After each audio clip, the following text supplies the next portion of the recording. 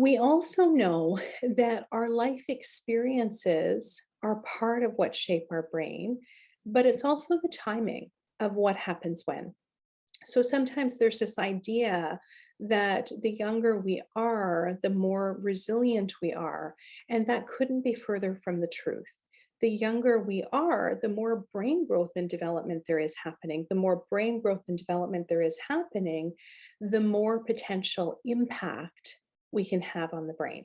So when trauma occurs, it has the capacity to inhibit or prevent growth or development, right? So because we have so much volume that's growing in the brain, the younger we are, the more potential brain regions we have that can be impacted, right? So children are not magically resilient because they can't talk about what happened or because they might not consciously remember what happened. It's there, it's stored in the nervous system, the brain, and the body. And a lot of times we see this in the later life adaptations or survival driven behaviors that we see.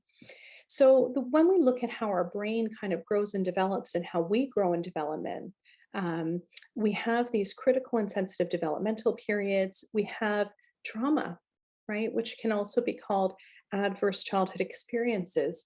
So these adverse childhood experiences, and this is not an exhaustive list, but it is based on the initial adverse childhood experiences study, look at things that happen in the earliest years of our life and in the first 18 years of our life that have a significant impact on later life health outcomes, including our physical health.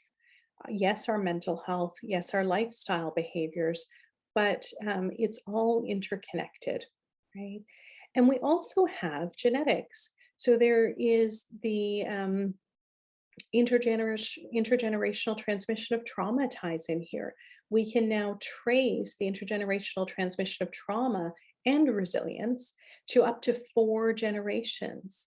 So that means it's not just what's happened to me, it's also what's happened to my parents on both sides, to their parents on both sides, their parents' parents, their parents' parents, or so that's a lot of people when we look at what was happening. Were they experiencing war? Were they experiencing famine? Was there colonization? Was there interpersonal violence or trauma happening within the home? What was happening in their world? Because this works with the nervous system and the brain in addition to these other factors. And all of this filters in to grow our brain, right, at an electrical, chemical, cellular, and mass level. Out of this, we have these adaptations that are survival driven adaptations. As I said, the brain and the body is constantly adapting itself to what's happening around it. And from here, we can see things like chronic disease and psychiatric disorders and impaired cognition, difficulty with workplace and school performance, attendance, but also our concentration. It's really, really hard to learn when we're actively in this state of arousal, scanning for threat.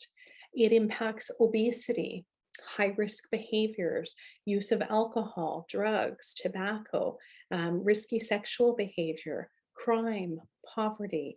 And of course, we see that intergenerational transmission of trauma and disparity that can be passed down from one generation to the next.